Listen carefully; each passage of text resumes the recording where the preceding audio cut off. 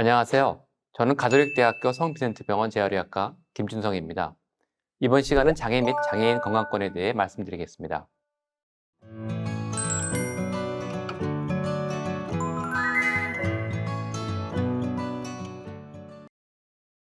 장애인이라는 용어에 대해서는 많은 정의가 있습니다. 1975년 국제연합은 장애인이란 선천적이든 후천적이든 신체적이나 정신적인 능력이 완전하지 못하여 일상 또는 사회생활에 필요한 것을 자기 자신으로서는 완전히 또는 부분적으로 할 수 없는 사람으로 정의하고 있습니다. 1980년 세계보건기구는 장애는 의학적 손상의 직접적인 결과로 발생하는 것을 의미하며 손상된 능력이 장애를 구성한다고 정의하였습니다. 우리나라는 1989년 개정된 장애인복지법에서 장애인이란 신체적, 정신적 장애로 오랫동안 일상생활이나 사회생활에 상당한 제약을 받는 자로 정의하며 장애는 신체적 장애와 정신적 장애로 구분하고 있습니다. 2006년 유엔 장애인 권리 협약에서 장애는 손상을 가진 개인과 그 개인을 둘러싼 태도적, 환경적 장벽들 사이의 사회작용의 결과라고 강조하고 있습니다. 이처럼 장애의 개념은 시대에 따라 변화하고 있으며 진화하고 있다고 말할 수 있습니다. 장애 개념 변화를 간단히 말씀드리면 1980년 WHO에서 발표한 장애 분류는 손상, 기능 제약, 사회적 분리가 순차적으로 일어난다는 가정을 세워 장애를 설명하였습니다. 즉, 다리가 마비, 손상되어 걸을 수 없는 장애가 생기고 이로 인해 취직이 어려운 사회적 분리가 발생하는 것으로 장애를 개인의 잘못이나 불운에 의해 발생한 것으로 간주되었습니다. 사회가 발전하고 인권의 개념이 확대되면서 장애에 대한 개념도 변화하였습니다. 2001년 세계보건기구가 발표한 기능장애 건강에 관한 국제분류 ICF에서는 건강구성요소라는 개념을 도입하여 각 요소의 상호작용에 의해 건강 상태를 설명함으로써 장애에 대한 새로운 패러다임을 제시하였습니다. 즉, 개인의 건강 상태는 신체 구조, 기능 이상, 개인의 활동, 사회적 참여 정도가 건강 상태를 결정하며 이러한 건강은 개인적 요인뿐 아니라 환경적 요인에 의해 제약을 받게 된다는 것입니다. 따라서 과거 개념에 비해 ICF는 신체 구조 및 기능 이상, 활동 제한, 참여 제약이 장애의 요소이며 이러한 문제는 개인뿐 아니라 사회적 환경에 의해 발생하는 것으로 장애를 개인적인 문제가 아닌 사회적 사건으로 보고 사회적 환경 개선 등의 노력이 강조되고 있습니다. 즉, 장애에 대한 관점의 변화가 있음을 알 수 있습니다. 시대가 변화하면서 장애에 대한 인식도 바뀌고 있습니다. 장애를 개인의 잘못이나 불운에 의해 일어난 비극적 사건이 아니라 사회 환경 요인의 복합작용으로 일어난 사회적 문제로 여기게 된 것입니다. 이는 장애에 대한 인식이 의료적 모델인 개인적 의료적 관점에서 사회적 모델인 구조적 사회적 관점으로 전환되었음을 말해줍니다. 과거에는 장애를 극복 대상으로 설정하고 장애를 뛰어넘어 정상생활을 영위하는 것을 기대했다면 근래에는 장애를 개인의 정체성을 구성하는 여러 특질 중 하나로 받아들이고 장애인이든 비장애인이든 각자의 정체성을 가진 동등한 구성원으로 사회에 참여하고 기여할 수 있기를 지향하는 것입니다. 현재 장애인 복지법에서는 장애 유형 분류를 다음과 같이 하고 있습니다. 신체적 장애와 정신적 장애로 나누고 신체적 장애는 외부 기능 장애로 지체, 뇌병변 장애, 시각 장애, 청각 장애, 언어 장애, 안면 장애가 있으며 내부 기능 장애로는 신장 장애, 심장 장애, 호흡기 장애, 간 장애, 장루 요루 장애, 뇌정증 장애가 있습니다. 정신적 장애는 지적 장애, 자폐성 장애, 정신 장애로 분류하고 있습니다. 이 외에도 암, 치매 등의 질환도 장애 범주에 포함되어 확대하는 방안이 논의되었으나 아직 시행되고 있지는 않습니다. 우리나라의 장애인 비율이 다른 나라에 비해 낮은 것은 이러한 것도 하나의 이유가 될 것입니다.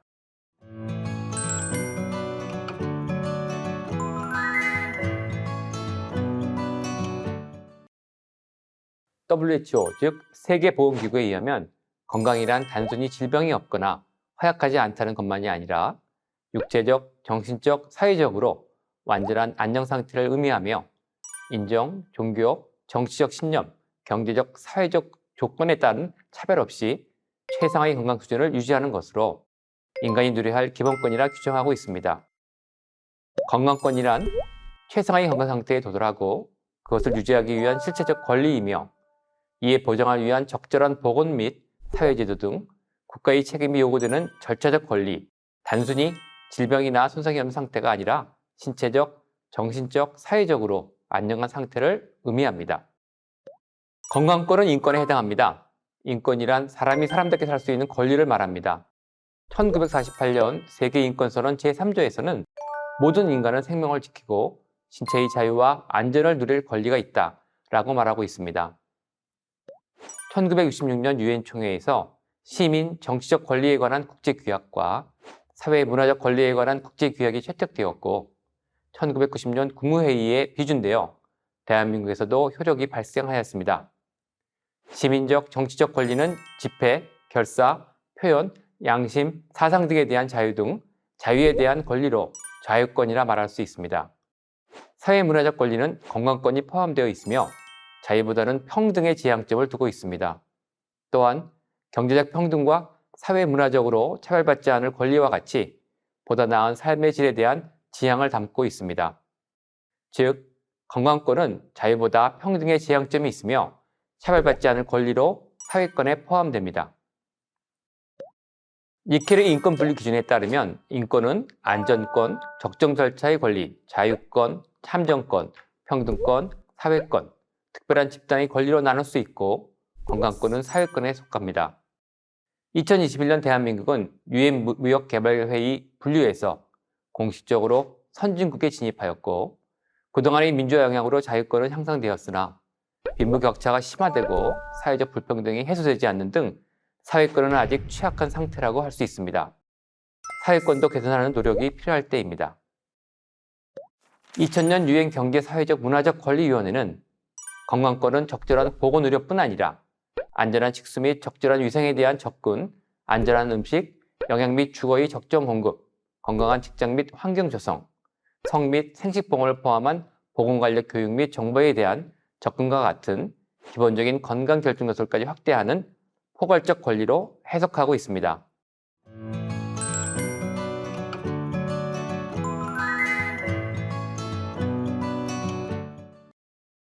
지금부터는 장애인 건강권에 대해 말씀드리겠습니다.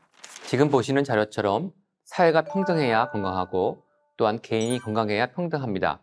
장애인은 비장애인에 비해 기대 수명이 낮고 만성 질병이 많아 자신의 건강에 대한 잠재적인 두려움을 갖고 있습니다. 2020년 장애인 실태 조사에서 가장 필요한 욕구로 첫째가 소득 보장, 두 번째가 의료 보장이라는 점에서 장애인의 건강권은 매우 중요한 문제입니다. 2006년 유엔 총회에서 의미 있는 행사가 있었는데 우리가 흔히 언급하는 CRPD, 즉 장애인 권리 협약이 채택되었습니다. 우리나라도 2007년 서명을 하였습니다. 이 협약에 의하면 장애인 건강권은 장애를 이유로 차별받지 않고 최고 수준의 건강을 향유할 권리를 정의하고 있습니다.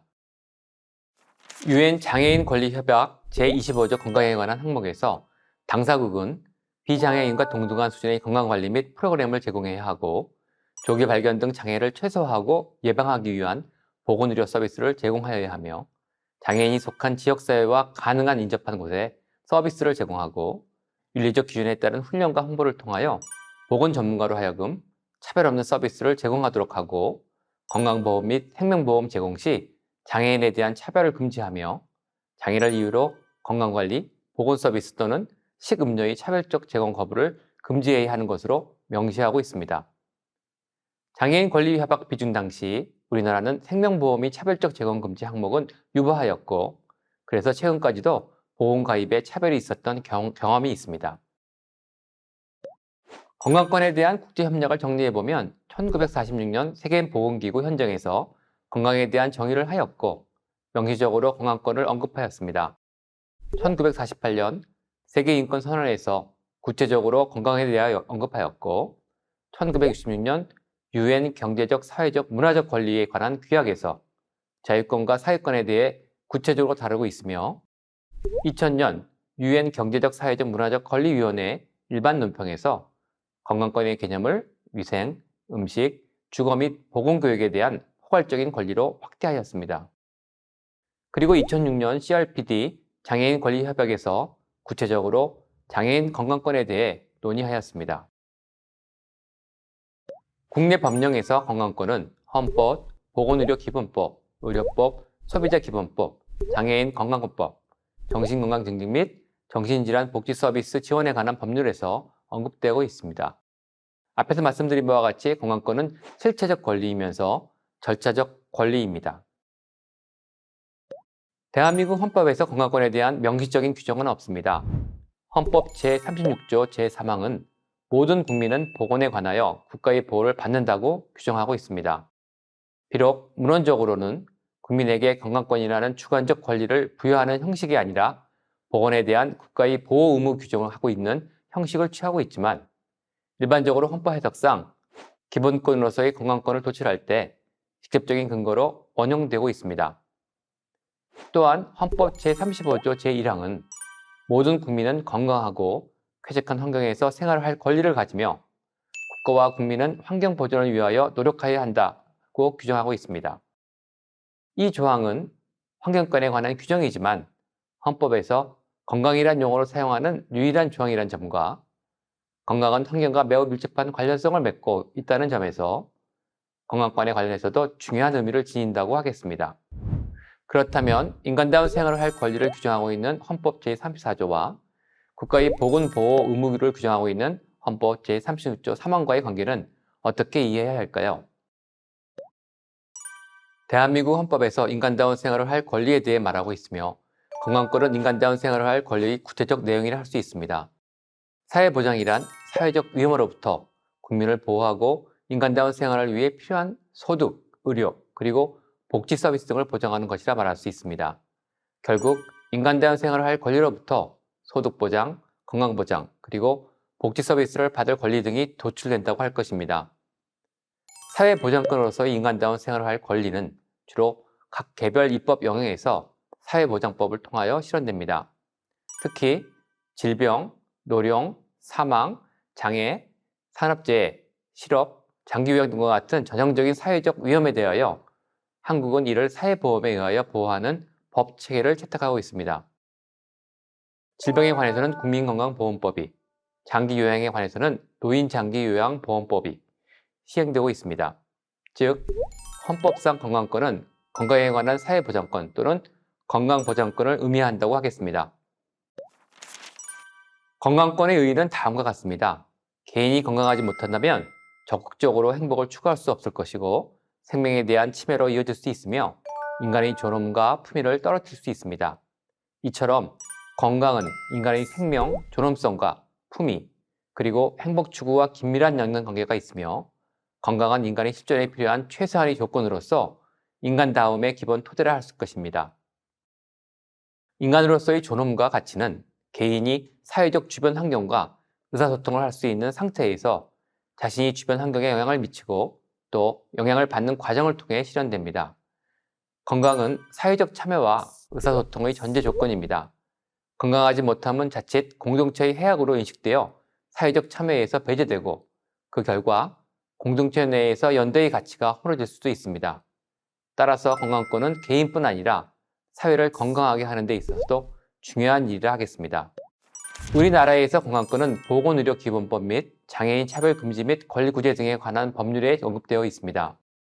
보건의료기본법에는 보건의료에 관한 권리와 의무가 있으며 장차법에서 장애인의 건강권에 대한 규정이 있습니다.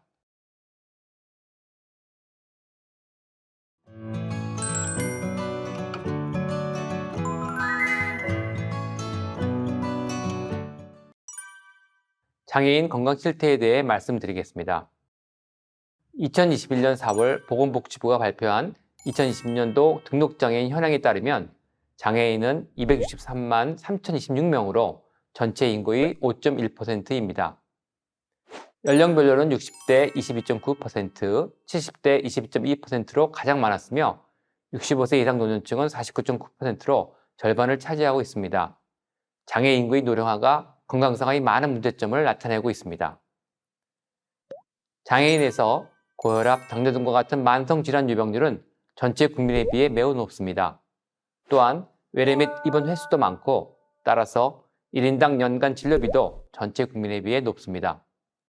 진료 횟수가 많고 진료비 부담도 높지만 건강 상태는 비장애인에 비해 좋지 않으며 우울감도 높은 것으로 나타났습니다. 이와 같이 장애인 건강 상태가 좋지 않음에도 장애인 건강검진은 전체 국민에 비해 수검률이 낮고 특히 중증 장애인에서는 그 격차가 더 벌어집니다. 앞서 말씀드린 여러 이유로 인하여 장애인의 생애 주기별 사망률은 비장애인에 비해서 높은 것으로 나타납니다. 정기적인 건강관리와 운동은 건강과 직접적인 연관이 있습니다. 아직 만족스럽지는 못하지만 장애인의 62%에서 정기적인 운동을 하고 있으며 생활체육 참여도는 꾸준히 늘고 있습니다.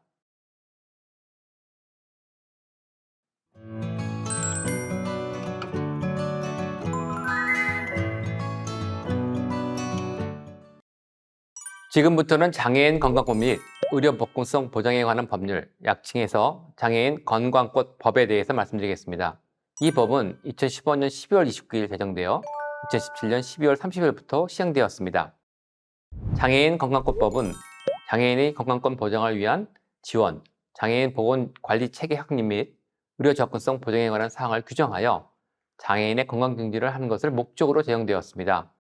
장애를 이유로 건강관리 및 보건의료에서 차별 대우를 받지 않아야 하고 이와 관련된 서비스 접근에서 비장애인과 동등한 접근성으로 최적의 건강관리와 보호를 받을 권리를 가져야 함을 명시하고 있습니다.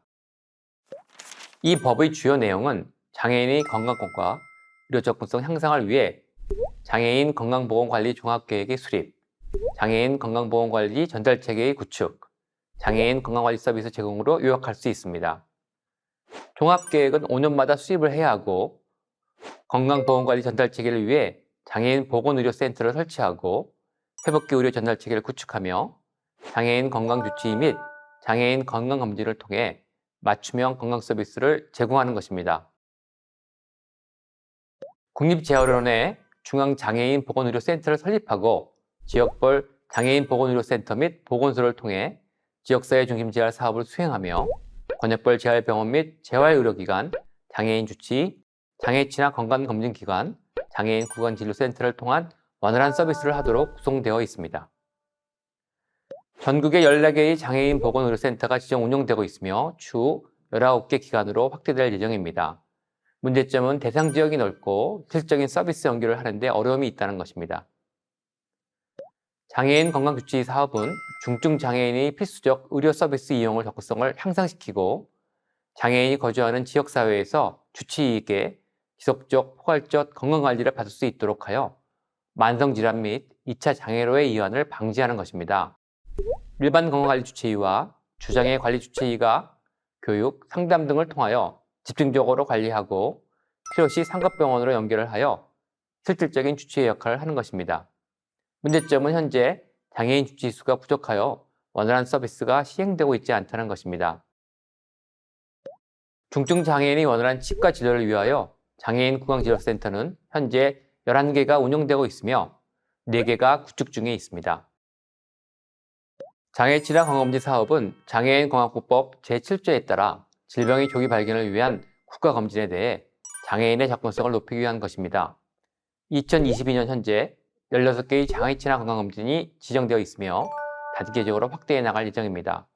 장애 정도가 심한 장애인은 건강검진 보조 등의 서비스를 추가로 제공받을 수 있습니다. 문제점으로는 장애치료 건강검진 기관 수가 적어서 이용에 어려움이 있는 것으로 기관을 확대하기 위해서는 정부의 실질적인 지원이 필요합니다.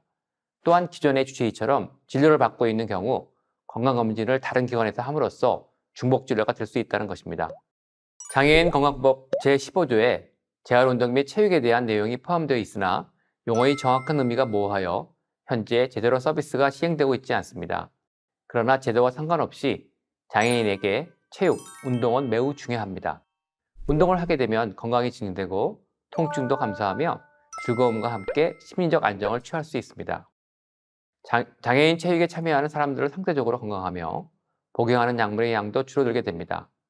장애인의 건강을 위해서는 양질의 의료 서비스와 함께 적절한 운동이 꼭 필요합니다. 이 그림은 OECD 국가의 사회복지 지출에 관한 내용입니다. 그동안 장애 관련 예산이 확대되었지만 우리나라의 GDP 대비 공공사회복지 지출은 OECD 평균에 미치지 못하고 있으며 최하위에 위치하고 있습니다. 계속적으로 정부와 시민단체의 노력이 필요함을 말해주고 있습니다. 지금까지 장애인 건강권에 대해 알아보았습니다. 장애인 건강법이 시행된 지 5년이 지났지만 아직까지 피부에 닿을 만큼 변화가 느껴지지 않고 있습니다. 개선을 위한 계속적인 노력이 필요한 사항입니다. 이상으로 강의를 마치겠습니다. 감사합니다.